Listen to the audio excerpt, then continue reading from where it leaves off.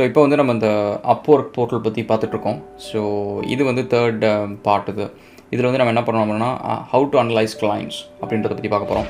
So இந்த clients வந்து ஒர்த்தா, அந்த ப்ராஜெக்ட்ஸ் வந்து இவங்களோட ப்ராஜெக்ட்ஸ் ஒர்த்தா, அண்ட் இவங்க எந்த ரீஜன்லேருந்து வராங்க, எவ்வளோ ஸ்பெண்ட் பண்ணுவாங்க, இதை பற்றிலாம் பார்க்க போகிறோம். இது வந்து common across all freelancing portals guys. So ஏன்னா இதே கிளைண்ட்ஸ் தான் வந்து அங்கேயும் ப்ராஜெக்ட்ஸ் போடுவாங்க. ஸோ அதனால் வந்து இந்த நாலேஜ் வந்து it is common across all freelancing portals.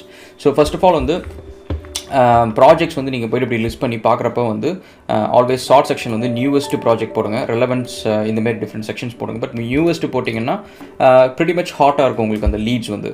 So client வந்து ரெஸ்பான்சிவாக இருப்பாங்க. நீங்கள் வந்து அப்டேட் ப்ரொபோசல் சப்மிட் பண்ணிங்கன்னா கொஞ்சம் ரெஸ்பான்சிவாக இருப்பாங்க, which is very good. So let's analyse few clients. So இதில் இருக்க சில கிளைண்ட்ஸ் வந்து நம்ம அனலைஸ் பண்ணுவோம். ஸோ இப்போ நீங்கள் ஓவராலாக வந்து ஈவன் இந்த ஸ்மால் ஆடில் நீங்கள் பார்த்தீங்க அப்படின்னா கிளைண்ட்டோட டீட்டெயில்ஸ் இருக்கும். ஸோ ஒன்று வந்து எத்தனை ப்ரொபோசல் சப்மிட் ஆகிருக்கு, அண்ட் செகண்ட் வந்து எவ்வளோ ஸ்டார்ஸ், கிளைண்ட் வெரிஃபைடா, பேமெண்ட் வெரிஃபைடா, எத்தனை ஸ்டார்ஸ் இருக்குது கிளைண்ட்டோட பேமெண்ட்ஸ். ஸோ அது ப்ரிட்டி மச் என்னென்னா, சம்டைம்ஸ் வந்து கிளைண்ட்ஸ் வந்து ஒர்க்கை கொடுப்பாங்க, நீங்கள் ஒர்க்கை டெலிவர் பண்ணுவீங்க, சம்டைம்ஸ் டிலேஸ் இருக்கும். ஈவன் நீங்கள் கரெக்டாக டெலிவர் பண்ணாலும் அவங்களுக்கு ஏதோ ஒரு பேமெண்ட் வராமல் இருக்கும், இல்லை அந்த ப்ராஜெக்ட் அதுக்கு மேலே தேவைப்படாமல் இருக்கும். ஸோ அதுக்கப்புறம் அப்படியே பே பண்ணாமல் போயிடுவாங்க. ஸோ அந்தமாரி இருந்துச்சுன்னா உங்களுக்கு இந்த ஸ்டார் ரேட்டிங்ஸ் வந்து கம்மியாக இருக்கும். ஸோ அதையும் பார்த்துங்க. 5 ஸ்டார் இருந்துச்சுன்னா தேர் ஆல்வேஸ் ப்ராம்ப்ட் கிளைண்ட் அந்த மாதிரி.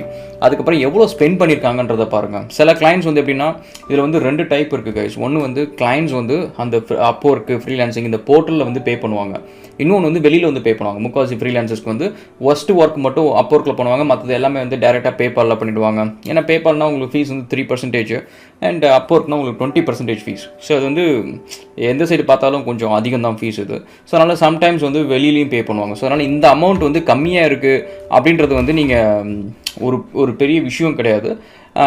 பட் டிப்பிக்கலாக வந்து இப்போ பார்த்தீங்கன்னா இது $9,000 வந்து இந்த கிளைண்ட்டுக்கு பே பண்ணியிருக்காங்க. ஸோ அப்போ வந்து இப்படி யோசிச்சு பாருங்கள். ஸோ லெட்ஸே நீங்கள் வந்து மாதம் வந்து லட்சக்கணக்கான ரூபாய்க்கு வந்து நீங்கள் வந்து ப்ராஜெக்ட்ஸ் வந்து கொடுத்துட்ருக்கிறீங்க. நீங்கள் ஒரு கிளைண்ட் லட்சக்கணக்கான ரூபாய் ப்ராஜெக்ட் கொடுத்துட்ருக்கீங்க அப்படின்னா, உங்களை பொறுத்த வரைக்கும் நல்ல ப்ராஜெக்ட் குவாலிட்டியாக பண்ணணும், நல்ல டெலிவரி பண்ணணும், நல்ல ஒர்க்கு பண்ணணும் அப்படின்னு நினச்சி நீங்கள் வந்து பண்ணுற ஒரு கிளைண்ட். ஸோ அப்படி இருக்க கிளைண்ட் வந்து அந்த 20% சேவ் பண்ணுறதுக்காக ஒவ்வொரு லட்சே வந்து நீங்கள் ஒரு ப்ராஜெக்ட் போடுறீங்கன்னு வச்சுக்கலாம், ஃபஸ்ட்டு டைம் வந்து ஒரு ஃப்ரீலான்சர்கிட்ட டீல் பண்ணுறீங்க. ஸோ அப்படி பண்ணுறப்ப வந்து அந்த ஃப்ரீலான்சர் கரெக்டாக இருப்பானா இல்லையா, அவன் ஒழுங்காக டெலிவர் பண்ணுவானா இல்லையா, அந்த டவுட்ஸ் எல்லா கிளைண்ட்ஸுக்கும் இருக்கும். ஸோ நல்ல கிளைண்ட்ஸ்லாம் என்ன பண்ணுவாங்கன்னா, ஃபஸ்ட்டு ப்ராஜெக்டையாவது அட்லீஸ்ட் வந்து Upworkல பண்ணுவாங்க. ஏன்னா அந்த ஃப்ரீலான்சர் ஏதாவது தப்பு பண்ணான் அப்படின்னா போய் ரிவ்யூ கொடுக்க முடியும் அவனுக்கு.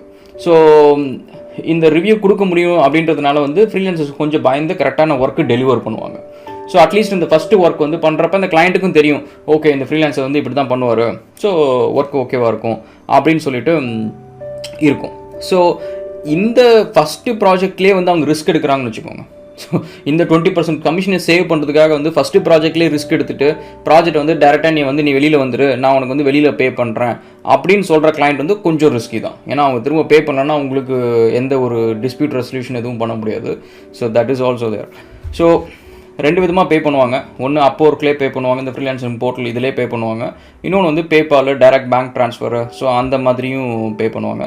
முக்கால்வாசி வந்து சேஃபர் சைடு வந்து ஃபஸ்ட்டு ப்ராஜெக்ட் வந்து Upworkல டீல் பண்ணுங்கள். ஸோ உங்களுக்கும் அந்த கிளைண்ட்டை பற்றி தெரியும். ஸோ கிளைண்ட் ஒழுங்காக பே பண்ணுறவங்க ஈவன் தான் இங்கே 100% இருந்தாலும் நீங்கள் ஃபஸ்ட்டு ப்ராஜெக்ட் Upworkலேயே பண்ணுங்கள். பண்ணிவிட்டு அண்ட் மோரோவர் அந்த 20% வந்து உங்களுக்கு நல்லது தான். உங்களுக்கு வந்து நல்ல ஃபீட்பேக் கிடைக்கும். நீங்கள் டெலிவர் நல்லா பண்ணீங்க அப்படின்னா கிளைண்ட் நல்ல ஃபீட்பேக் கொடுப்பாங்க, உங்களுக்கு அதை வச்சு அடுத்த ப்ராஜெக்ட் கிடைக்கும். So which is also good. So இப்போ வந்து பார்த்தீங்க அப்படின்னா வந்து கிளைண்ட் 5 ஸ்டார் ரேட்டிங் இருக்குது, அண்ட் எவ்வளோ ஸ்பெண்ட் பண்ணியிருக்காங்க, அதுக்கப்புறம் என்ன லொக்கேஷனில் இருக்குது அப்படின்றது இருக்குது.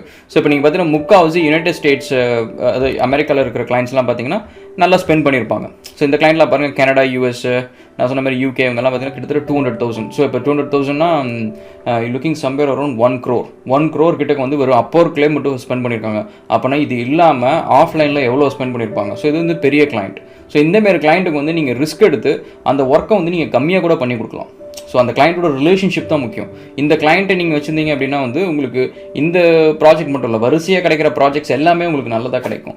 So which is also very important. So இப்போ இந்தமாரி ப்ராஜெக்ட்ஸ் எல்லாம் நீங்கள் ஸ்க்ரால் பண்ணுறப்ப நல்ல ப்ராஜெக்ட் இருந்துச்சுன்னா அதை அப்படியே புக் மார்க் பண்ணி வச்சுருக்கேன். அப்போ நீங்கள் திரும்ப போய்ட்டு ரீவிசிட் பண்ணிக்கலாம். ஸோ இப்போ வந்து நம்ம 2 கிளைண்ட்ஸ் அனலைஸ் பண்ணுவோம். ஸோ ஒன்று இங்கே பாருங்கள், இந்த கிளைண்ட் வந்து பேமெண்ட் அன்வெரிஃபைடு சிங்கப்பூர்.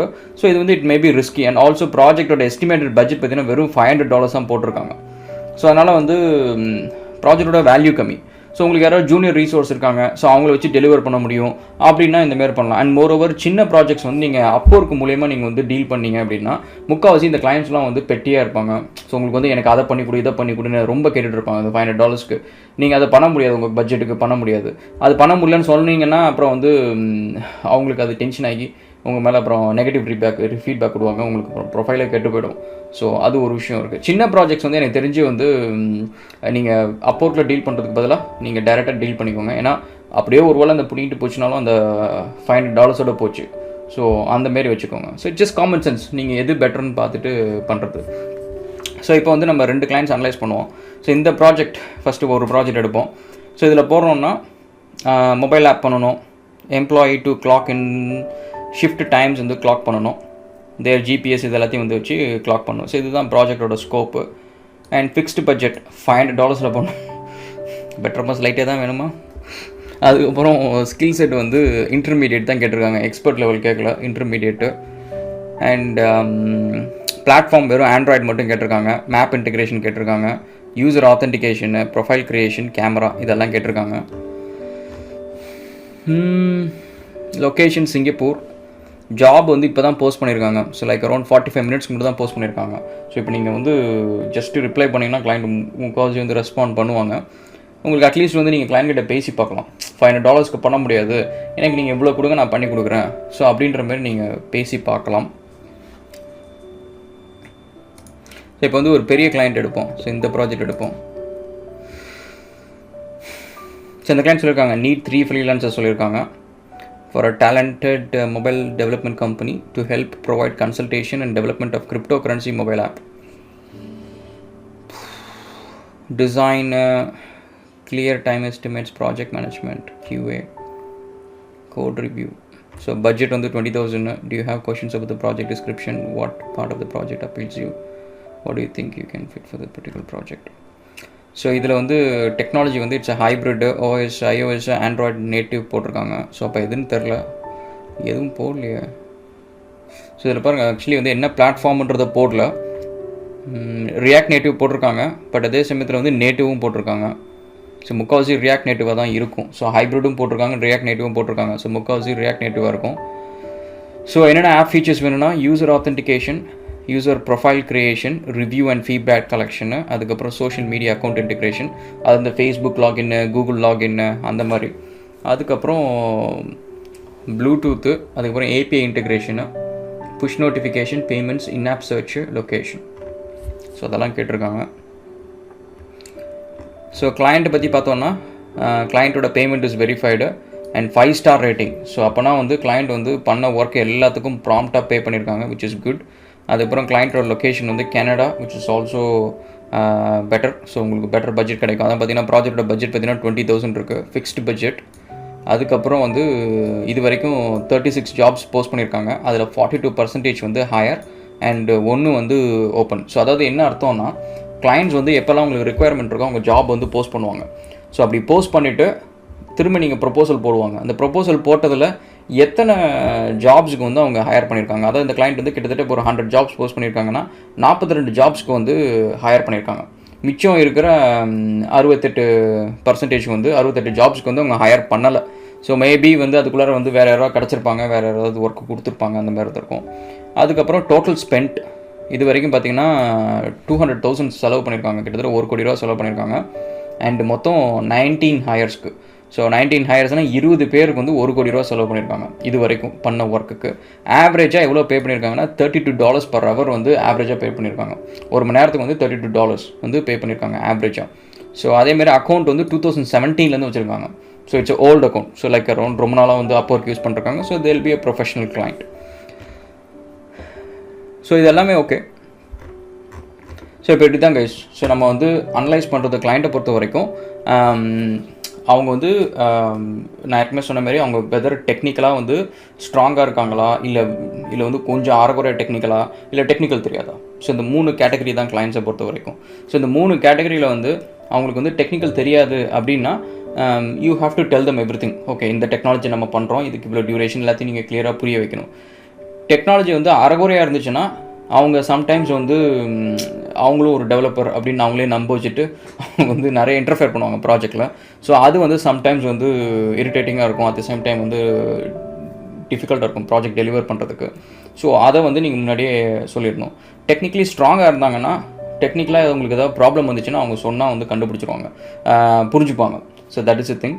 அண்ட் முக்கால்வாசி வந்து டெக்னிக்கலாக ஸ்ட்ராங்காக இருக்க கிளைண்ட்டுக்கு வந்து நீங்கள் சும்மா அந்த டெவலப்பர் புல்ஷீட்னுவாங்க, அதை நீங்கள் பண்ணவே பண்ணாதீங்க. அதாவது ஒர்க்கே பண்ணணும்னு வச்சிங்களேன், டெவலப்பர்கிட்ட கேட்டிங்கன்னா என்னங்க பண்ணீங்க அப்படின்னு கேட்டால், நான் பக் ஃபிக்ஸ் பண்ணேன், நான் வந்து ஒரு ப்ராப்ளம் இருந்துச்சு, அதை நான் ரிசர்ச் பண்ணிருந்தேன், இது எல்லாமே டெவலப்பர் சொல்கிற புல்ஷீட். ஸோ நான் என்னோடய ஆஃபீஸில் இருக்க டெவலப்பர்ஸ் நான் தான் சொல்லுவேன், இந்த கதையெல்லாம் விடாதீங்க.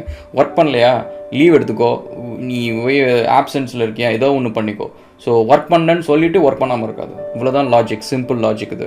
ஸோ ஃப்ரீலான்சிங்கை பொறுத்த வரைக்கும் உங்களுக்கு தெரியாது எந்த கிளைண்ட் வந்து டெக்னிக்கலாக ஸ்ட்ராங்கு, எவங்க டெக்னிக்கலாக ஸ்ட்ராங் இல்லை அப்படின்றது உங்களுக்கு தெரியாது. So until you know that, எனக்கு தெரிஞ்சு யார்ட்டுமே புல்ஷீட் பண்ணாதீங்க. ஸோ அது வந்து it's not even worth it. So சும்மா நீங்கள் வந்து பேருக்கு எடுத்துப்பீங்க.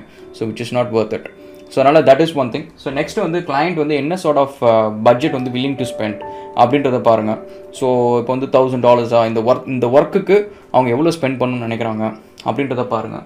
ஸோ நெக்ஸ்ட் வந்து கிளைண்ட் வந்து எவ்வளோ வந்து willing to spend time with this project. அந்த ப்ராஜெக்ட் வந்து டைட் டெட்லைன்ஸ் இருக்கா, இல்லை வந்து இது வந்து சும்மா ஒரு 1 month டெலிவர் பண்ணணும், எனக்கு 5 days டெலிவர் பண்ணணும், 2 months பண்ணணும். ஸோ அப்படின்ட்டு அவங்க என்ன டியூரேஷனில் கொடுக்குறாங்க அப்படின்றதையும் பாருங்கள். சம்டைம்ஸ் ரொம்ப ஷார்ட் டியூரேஷன்னா உங்களுக்கு வந்து உங்களோட ஒர்க் பண்ணிவிட்டு ஃப்ரீலான்சிங் பண்ணிங்க அப்படின்னா சம்டைம்ஸ் டெலிவர் பண்ணுறது ரொம்ப டிஃபிகல்ட்டாக இருக்கும். ஸோ அதனால் அந்த டைம் ஃப்ரேம் உங்களுக்கு செட் ஆகுதா அப்படின்றத பார்த்துக்கோங்க. நெக்ஸ்ட் வந்து டெக்னாலஜி. ஸோ ஃப்ரீலான்சிங்கை பொறுத்தவரைக்கும் ஒரு அட்வான்டேஜ் என்னென்னா, உங்களுக்கு தெரியாத டெக்னாலஜியில் கூட நீங்கள் ப்ராஜெக்ட் எடுத்து நீங்கள் அதை கற்றுக்கிட்டு பண்ணலாம். ஆனால் என்னென்னா, நீங்கள் அதை கற்றுக்கிட்டு பண்ணுறது ஓகே, நீங்கள் சொதப்பணிங்கன்னு வச்சுக்கலாம், உங்களுக்கு ரிவ்யூ வந்து கொடுப்பாங்க கிளைண்ட்டு. அப்போ வந்து நெகட்டிவ் எதாவது ரிவ்யூ கொடுத்துருக்காங்க, இந்த 5 ஸ்டாருக்கு பதிலாக 2 ஸ்டார் 3 ஸ்டார்லாம் கொடுத்தாங்கன்னு வச்சுக்கலாம், அதுக்கப்புறம் உங்களுக்கு ப்ராஜெக்ட் யாருமே கொடுக்க மாட்டாங்க. ஸோ அதனால் இனிஷியலாக வந்து நீங்கள் ப்ராஜெக்ட் எடுக்கிறப்ப வந்து நல்ல கிளைண்ட்டாக எடுங்க. அண்ட் உங்களுக்கு நல்லா தெரிஞ்ச டெக்னாலஜி, நல்லா ஸ்ட்ராங்காக எதில் இருக்கீங்களோ அதை எடுங்க. காஸ்ட்டு வந்து கொஞ்சம் ஓரளவுக்கு கிளைண்ட்டுக்கு அஃபோர்டபுளாக பண்ணி எடுங்க. So that is a thing. And next வந்து நான் சொன்ன மாதிரி லொக்கேஷன். ஸோ கிளைண்ட்டோட லொக்கேஷன் வந்து நீங்கள் வந்து Canada, US, UK and Australia, so இந்தமாரி இடம்லாம் நீங்கள் பார்த்தீங்கன்னா கிளைண்ட்ஸ் வந்து கொஞ்சம் ரிலாக்ஸ்டாக இருப்பாங்க, லைட் பேக்காக இருப்பாங்க, உங்களுக்கு பட்ஜெட்டும் டீசெண்டாக இருக்கும், அண்ட் கம்ஃபர்டபுளாக நீங்கள் வந்து ஒர்க் பண்ணலாம். ஸோ வெரஸ் வந்து மிடில் ஈஸ்ட்டு, இந்தியா, அதுக்கப்புறம் சிங்கப்பூர், மலேசியா, ஸோ மற்ற ரீஜன்ஸ்லாம் நீங்கள் பார்த்தீங்கன்னா it will be very tough. Japan அந்த மாதிரி ரீஜன்ஸ்லாம் பார்த்தீங்கன்னா வெரி டஃப் இருக்கும். அண்ட் நெக்ஸ்ட் வந்து பார்த்தீங்கன்னா லாங்குவேஜ் பேரியர் தான் இருக்குன்னு அதையும் செக் பண்ணிக்கோங்க. முக்கால்வாசி கிளைண்ட் வந்து இங்கிலீஷ் ஸ்பீக்கிங் கண்ட்ரீஸில் வந்தாங்கன்னா இங்கிலீஷ் பேசுவாங்க. So it should be okay. And நீங்களும் அதேமாரி இங்கிலீஷ் நல்லா தெரிஞ்சுக்கோங்க. ஏன்னா இதில் வர எல்லா ப்ராஜெக்ட்ஸுமே வந்து நீங்கள் இங்கிலீஷில் தான் பேசுவீங்க, ஸ்கைப்பில் தான் பேசுவீங்க. ஸோ உங்களுக்கு வந்து இந்த ப்ராஜெக்ட் முடிச்சதுக்கப்புறம் உங்களோட ஒர்க் குவாலிட்டிக்கு அவங்க ஒரு ரேட்டிங் கொடுப்பாங்க, விச் இஸ் ஓகே. அதேமாரி கம்யூனிகேஷனுக்கும் தனியாக கொடுப்பாங்க. ஸோ உங்களோட கம்யூனிகேஷன் வந்து அந்தளவுக்கு இல்லை அப்படின்னா அது கம்மியாக தான் ரேட்டிங் வரும். ப்ராஜெக்ட் நீங்கள் 5 ஸ்டார் வாங்கிடுவீங்க, பட் கம்யூனிகேஷன் சரியில்லை அப்படின்னா அதுக்கு கம்மி ஸ்டார் வாங்குவீங்க. அது அடுத்த கிளைண்ட்டுக்கு வந்து சில சமயம் யோசிப்பாங்க, ஐயோ எதுக்கடா கொடுத்துட்டு அப்புறம் நான் சொன்னது புரியாது அந்த பையனுக்கு அப்படின்ட்டு யோசிப்பாங்க. So that's a thing. And that's about it guys. நம்ம அந்த ப்ராஜெக்ட் பிட்டிங்கை பற்றி நம்ம டீட்டெயில்டாக அப்புறம் ஒரு 2-3 ப்ராஜெக்ட்ஸ் நம்ம பிட் பண்ணி அது எப்படி போகுதுன்றதை பற்றி பார்ப்போம். இன்டர்வியூ ப்ராசஸையும் நம்ம அதே மாதிரி ரிவ்யூ பண்ணுவோம். Okay guys, will catch up in another video.